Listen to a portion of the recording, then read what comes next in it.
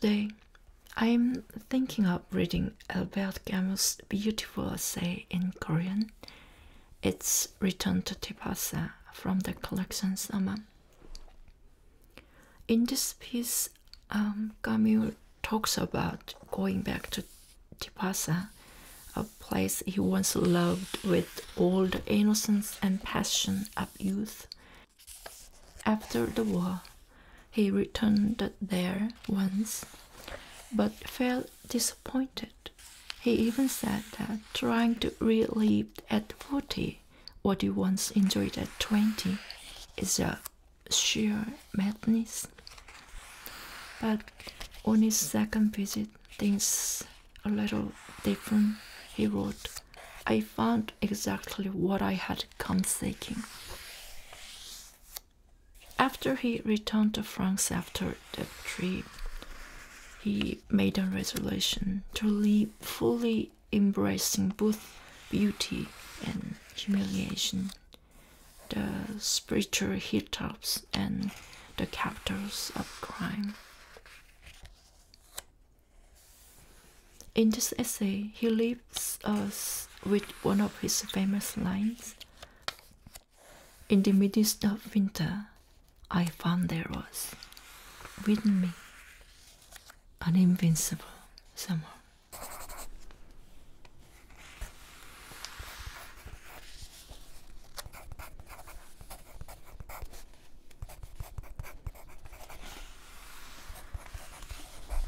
닷새째 알제에 비가 그치지 않고 내리더니 마침내는 바다까지도 적셔버리고 말았다. 바닥이 없는 것만 같던 하늘 꼭대기에서 너무나 자욱한 나머지 끈적거리기까지 하는 그칠 줄 모르는 소나기가 만위로 덮쳐들고 있었다. 거대한 스펀지처럼 물렁물렁한 회색 바다는 윤곽이 보이지 않는 해안선 근처에서 부풀어 오르고 있었다.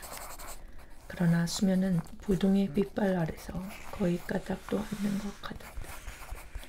다만 이따금씩 눈에 보이지 않는 거대한 움직임이 혼탁한 수증기를 바다 저 위로 밀어 올리면 그 수증기가 물에 젖은 허리띠 같은 비로들 아래에 항구로 다가오곤 했다.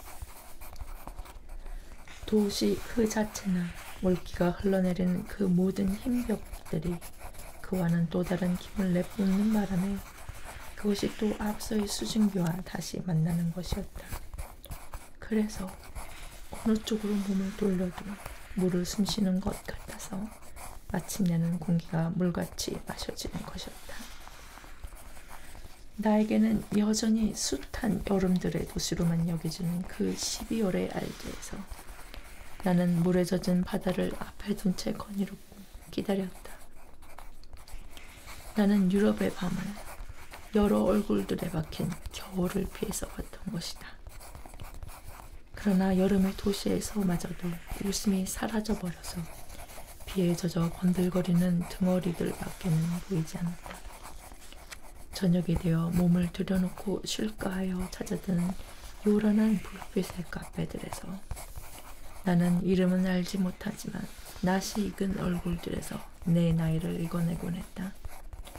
나는 다만 그 사람들이 나와 함께 젊었었다는 것을, 그리고 이제는 젊지 않다는 것을 알 뿐이었다. 티파사로 돌아가게 될 순간을 기다리는 것 외에는 내가 무엇을 기다리고 있는지도 잘 알지 못하면서도 나는 고집스럽게 버티고 있었다. 자신의 젊음의 고장으로 돌아가서 자신이 20살 적에 사랑했거나 강렬하게 즐겼던 것을 40살에 다시 살아보겠다고 하는 것은 커다란 광기, 거의 언제나 벌을 받게 마련인 광기다. 그러나 전에 나는 이미 그 광기의 경고를 받은 적이 있었다. 나는 이미 한번 내게는 청춘의 종말을 점찍어준 여러 해의 전쟁이 끝난 후 얼마 안 되어 티파사에 돌아와 본 적이 있었다. 나는 잊혀지지 않는 어떤 자유를 거기서 다시 찾게 되기를 기대했던 것 같다. 아닌 게 아니라 20년도 더 전에 나는 그곳에서 폐허 사이를 헤매어 다니고 압생트 풀냄새를 맡고 돌에 기대어 몸을 데우고 봄이 지나도 살아남았다가 금방 꽃잎 지는 작은 장미꽃들을 찾아다니며 수많은 아침 나전들을 송두리째 다 보냈었다. 매미들도 진력이 나서 잠잠해지는 시간은 정오가 되어서야 비로소 나는 모든 것을 태워 없애는 빛의 탐욕스러운 불길을 피해서 도망을 치는 것이었다. 나는 가끔 밤이면 별들이 흐드러지게 돋아는 하늘 아래서 또 눈으로 잠을 자곤 했다. 그때 나는 그야말로 살고 있었던 것이다. 15년 후에 나는 지척의 첫 번째 물결이 밀려드는 내 폐허들을 다시 찾아내었고 씁쓸한 나무들이 뒤덮인 벌판을 가로질러 잊혀진 옛마을의 길들을 따라 걸었으며 마늘 굽어보는 언덕들 위에서 빵 색깔의 원기둥들을 다시 한번 어루만져 보았다. 그러나 지금은 폐허가 철조망에 둘러싸여 있어서 허용된 입구들을 통해서만 그 안으로 들어갈 수 있게 되어 있었다. 도덕상에 이유에 있었듯 밤에 그곳에 들어가서 돌아다니는 것도 금지되어 있었다. 낮에는 그곳에 임무를 다하겠다고 선사한 경비원이 지키고 서 있었다. 아마 우연이겠지만 그날 아침에는 폐허 저녁에 비가 내리고 있었다. 방향도 모른 채 후젓하고 젖은 들을 걸으며 나는 지금까지도 변함없는 그 힘, 내가 그것을 바꿔놓을 수가 없음을 일단 인정했을 때 그대를 것을 받아들이도록 나를 도와주는 그 힘이나마 되찾아내겠다고 애쓰는 것이다. 과연 나는 시간의 흐름을 거슬러 올라가서 내가 옛날에 사랑했었으나 단 하루 사이에 사라져버리고 없는 얼굴을 이 세계에서 되찾아 줄 수는 없었다. 1939년 9월 2일 과연 나는 예정했던 대로 그리스 여행을 떠나지 못하고 말았다. 그 대신 전쟁이 오래 있는 데까지도 찾아갔고 이어서 그리스 그 자체까지도 휩쓸어 버렸다. 그날 나는 시커먼 물이 가득 보인 석관 앞에서 혹은 비에 흠뻑 젖은 타마리스 나무들 아래서 햇빛에 뜨겁게 단 폐허와 절조망 사이에 가로놓인 그 거리, 그 세월을 또한 내 속에서 다시 찾아내고 있었다. 처음에는 나의 단 하나뿐인 재산이었던 아름다움의 정관 속에서 자랐던 나는 우선 충만함으로 시작했었다. 그 다음에 철조망이, 다시 말해서 압제, 전쟁, 경찰, 반항의 시대가 왔던 것이다. 밤과 더불어 한바탕 옥신각진 않으면 안 되었다. 대낮의 아름다움은 이제 한갓 추억에 불과했다. 그리하여 그 진창투성이의 뒷바사에서 추억 그 자체도 희미해져갔다. 물론 아름다움, 충만감 혹은 청춘이 관심사였는데도 말이다. 대화제의 불빛 속에서 세계가 돌연 그 해묵은 그리고 새로운 주름살들과 상처들을 드러내 보였던 것이다. 세계가 대번에 늙어버렸고 또 그와 함께 우리도 늙어버렸다. 내가 이곳에 찾으러 온 그 충동은 제가 비역하라고 한다는 것을 의식하지 못하는 사람들만을 저들을 올려준다는 사실을 나는 잘 알고 있었다.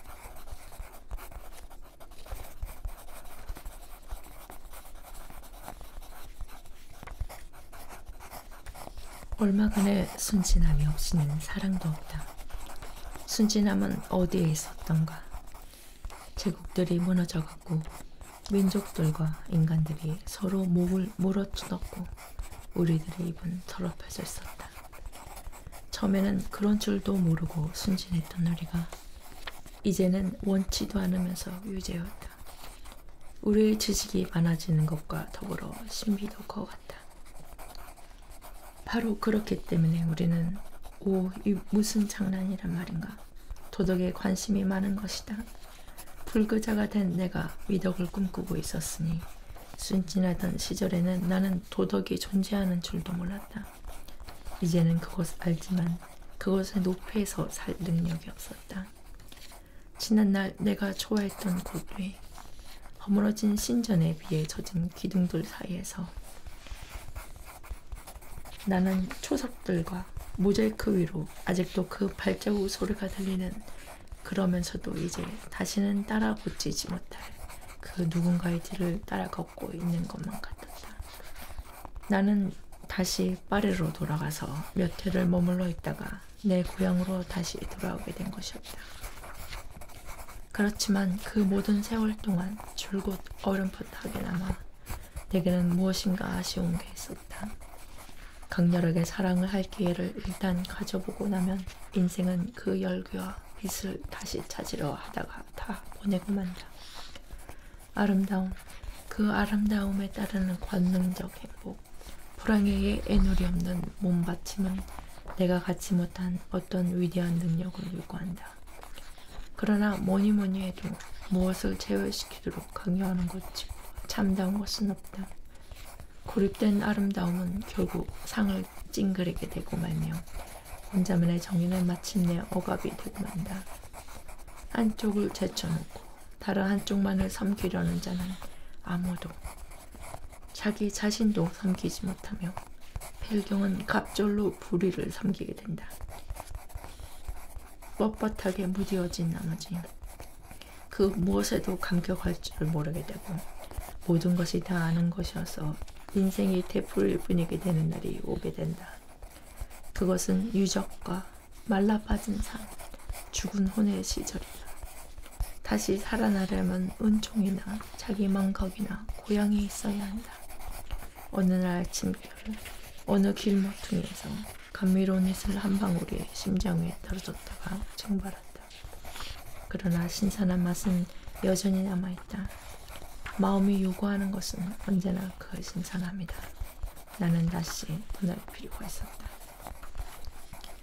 그리하여 두 번째로 알제에서 내가 결정적이라고 여겼던 어떤 출발을 해 줄곧 한 번도 그친 적이 없었던 것만 같은 바로 그 소낙비 속을 걸으며 비냄새와 바다 냄새가 나는 그 가엾는 멜랑꼴리 속에서 그 안개 낀 하늘, 소낙비 속으로 도망치는 사람들의 등허리들, 이왕집의 불빛에 얼굴들이 일그러져 보이는 카페들에도 불구하고 나는 끝끝내 버티며 희망을 버리지 않았다. 더군다나 나는 알제의 비가 마치 단 2시간 만에 범람하여 여러 헥타르의 땅을 밭으로 만들어 놓다가도 돌연 물이 말라버리는 내 고장의 그 시내들과 마찬가지로 절대로 그치지 않을 것만 같이 보이다가도 어느 한순간 뚝 그쳐버린다는 것을 알고 있지 않았던가. 과연 어느 날 저녁 비가 뚝 그쳤다. 나는 하룻밤을 더 기다렸다. 물기 있는 아침이 맑은 바다 위로 눈부시게 솟아올랐다. 물에 씻기고 또 씻기고 거듭되는 세탁으로 인하여 가장 가늘고 가장 선명한 씨울이 다 드러난 눈동자같이 신선한 하늘로부터 진동하는 빛이 쏟아져 내려서 집 하나하나에 나무 한 그루 한 그루에 뚜렷한 윤곽을 놀랄 듯한 어떤 새로움을 주고 있었다. 세계가 처음 생겨나던 아침에 대지는 필경 이런 빛 속에서 솟아났을 것이다. 나는 다시 뒷바사 가는 길로 접어들었다. 내게는 그 69km의 길에서 어느 곳 하나 회상과 감동으로 뒤덮여 있지 않은 데가 없었다.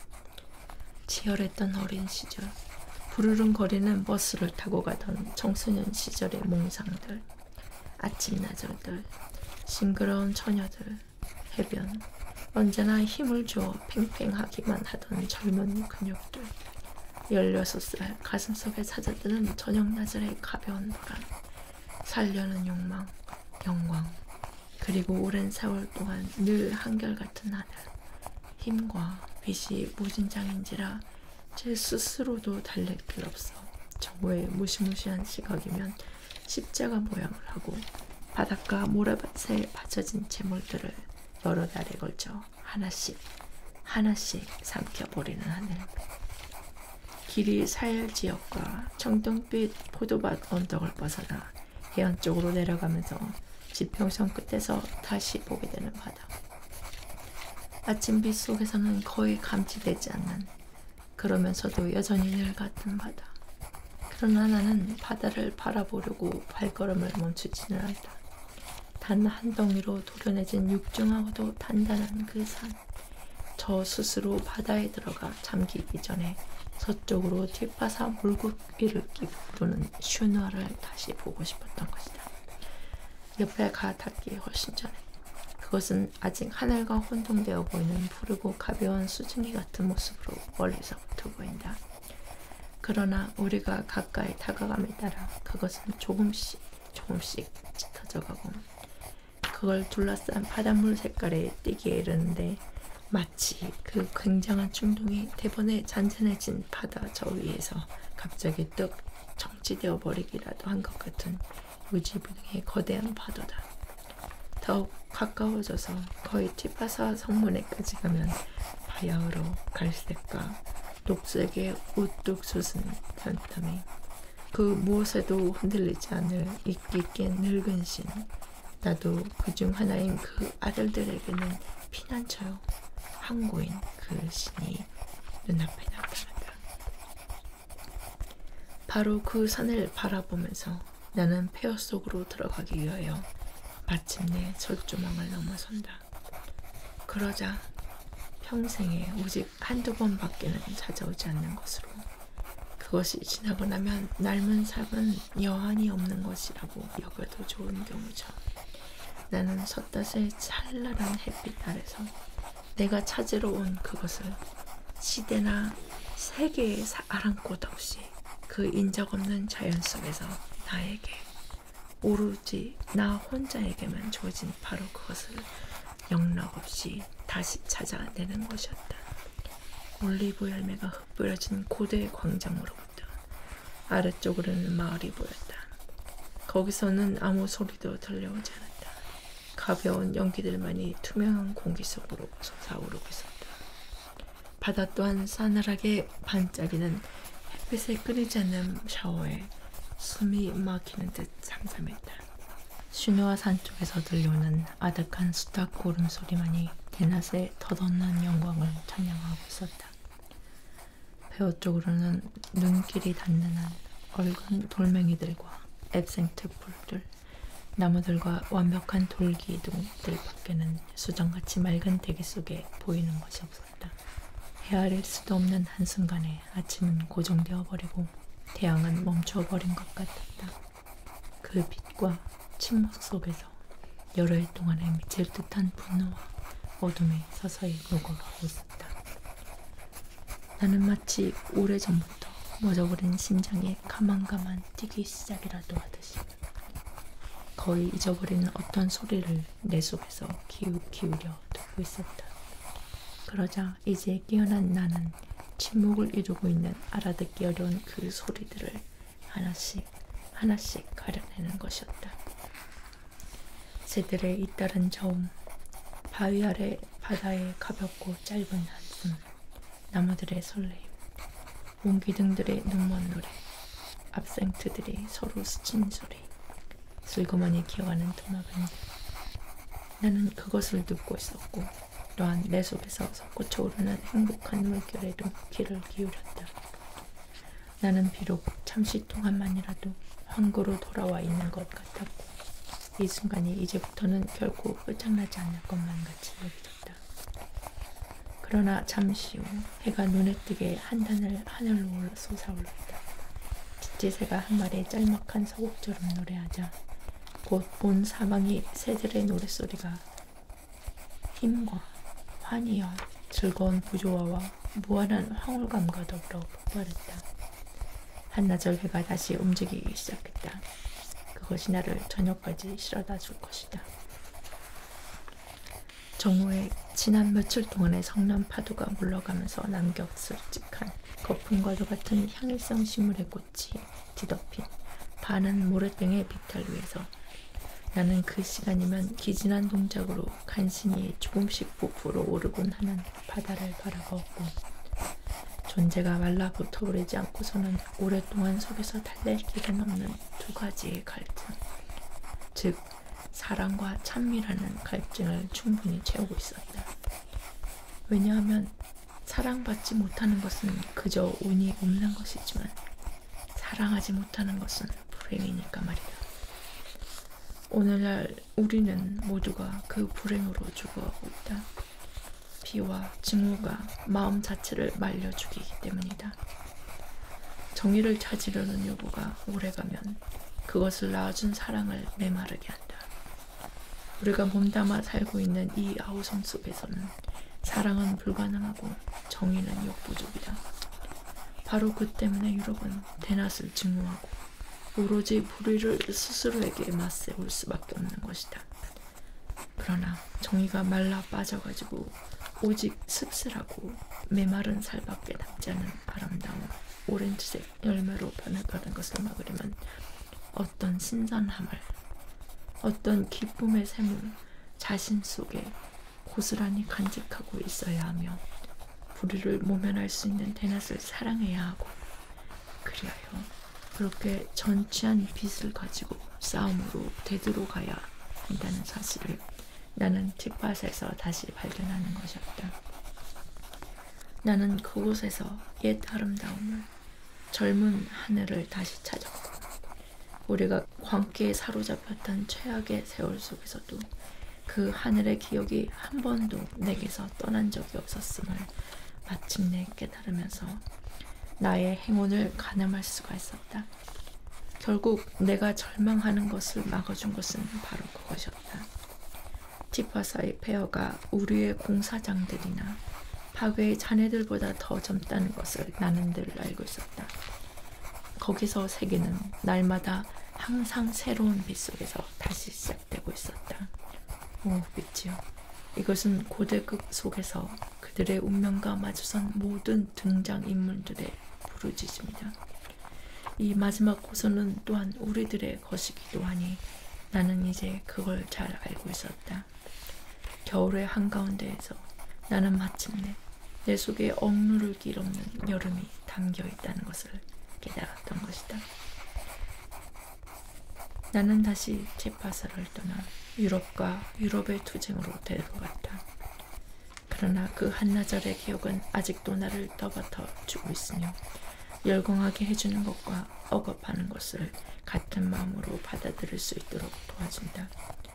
우리가 처해 있는 이 어려운 시간에 그 어느 것도 제쳐놓아서는 안 된다는 것, 그리고 흰 실과 검은 실로 끊어지려고 할 만큼 팽팽한 끈을 꼬는 방법을 배우는 일, 그것 말고 내가 무엇을 더 바랄 수 있겠는가?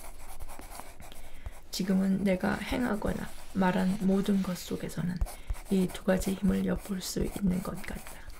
심지어 그 두 가지 힘이 서로 모순될 때까지도 말이다.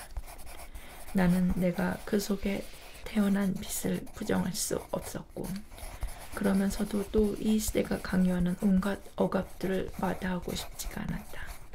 여기서 티파사라는 부드러운 이름에다가 보다 더 요란스럽고 잔인한 다른 이름들을 대립시켜보는 것은 쉬운 일이다. 오늘날 인간들에게는 내가 두 가지 방향으로 다 밟아가 보았었기 때문에 잘 알고 있는 정신의 언덕들에서 범죄의 대도시 둘러가는 한 가닥 내면의 길이 있다. 물론 우리는 언제나 언덕 위에서 쉬고 잠잘 수도 있고 아니면 범죄 속에 계속할 수도 있다. 그러나 존재하는 것의 한쪽 몫을 포기한다면 스스로 존재하기를 포기해야 한다. 그러니 남에게 위임시켜가지고 하는 것과는 다른 방식으로 살거나 사랑하는 것을 포기해야 한다. 이리하여 삶의 그 어느 것 하나도 마다하지 않고 살려는 의지가 있으니 이는 바로 내가 이 세상에서 가장 존중하는 미덕이다. 적어도 이따금씩나마 내가 그 미덕을 실천에 옮겼다고 여기고 싶은 때가 있는 것은 사실이다. 우리 시대만큼 최선과 최악을 똑같이 대하기를 요구하는 시대는 없었으므로 나는 바로 아무것도 제쳐놓지 않은 채 이중의 기억을 정확히 간직하고 싶은 것이다. 그렇다. 아름다움이 존재하는가 하면 모멸당하는 사람들도 있는 것이다. 해내기가 아무리 어렵다 할지라도 나는 절대로 그 어느 한쪽에도 불충하고 싶지는 않다. 이건 역시 어떤 도덕을 닮았지만 우리는 도덕을 넘어서는 그 무엇을 위하여 살고 있다. 그것에다 이름을 붙일 수만 있다면 얼마나 고요하겠는가. 티파사 동쪽에 있는 생트살자 언덕 위에는 저녁 속에 무엇인가 깃들어 살아있다. 아직은 밝은 것이 사실이지만 빛 속에는 눈에 보이지 않는 어떤 쇠잔한 기미가 낮의 끝을 예고해주고 있다. 밤처럼 가벼운 바람이 일고 돌연 파도 없는 바다가 어떤 방향을 잡으면서 수평선의 한쪽 끝에서 다른 끝으로 거대하고 메마른 강처럼 흐른다. 하늘이 어두워진다. 그러자 신비가 밤의 자신들이 쾌락의 피안이 시작된다. 그렇지만 그것을 어떻게 옮겨 적으면 좋을 것인가? 내가 이곳에서 가져가는 작은 동전의 눈에 보이지 않는 한쪽 면에는 내가 그 한나절 동안 배운 모든 것을 되풀이하여 말해주는 여자의 고운 얼굴이 새겨져 있고, 녹슬어 이지러진 다른 한쪽 면은 돌아오는 동안 내 손가락 끝에 만져진다. 저 입술 없는 입은 날마다 내 무지와 내 행복을 내게 가르쳐주는 또 하나의 신비스러운 목소리가 내 안에서 말하는 다음과 같은 말밖에 또 무슨 말을 할 수 있겠는가? 내가 찾는 비밀은 올리브 나무들 골짜기 속 싸늘한 풀과 오랑캐꽃 아래 포도나무 해까지 냄새나는 어느 낡은 집 둘레에 깊이 묻혀있다.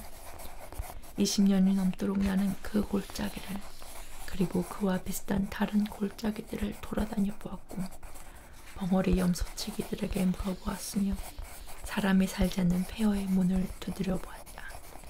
때로는 아직 환한 하늘에 첫 별이 뜨는 시각, 가녀린 빛에 비를 맞으며 나는 안다고 여기기도 했다. 사실 나는 알고 있었다. 아마 늘 알고 있는 것이리라. 그러나 아무도 그 비밀을 원하지 않으며 아마 나 자신도 그것을 원치 않으니 그래서 나는 내 가족들과 떨어질 수가 없다.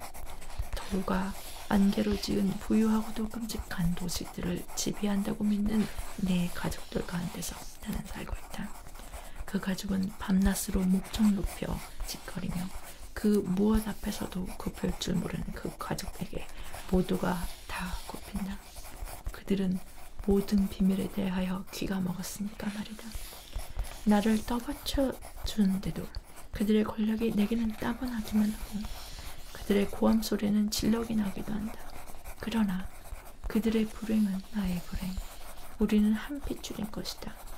역시 불구에다 공범자이고 시끄러운 나 또한 돌들 가운데서 부르짖지 않았던가. 그래서 나는 잊으려고 애를 쓰고 쇠와 불에 우리 도시들 거리를 쏘다니며 용감히 어둠에 미소를 던지고 소리쳐 소낙비를 부르며 마음 편치 않으리라. 사실 나는 잊어버렸다. 이후로는 능동적이며 기머거리가 되리니. 그러나 아마도 어느 날인가 우리가 기진하여 피로와 무지로 하여 죽을 자비를 하게 될 테니 나는 떠들썩한 우리들의 묘지를 버리고 그 골짜기 속 바로 그 빛 아래로 찾아가 누워 내가 알고 있는 것을 마지막으로 한번 배울 수 있을지도 모른다.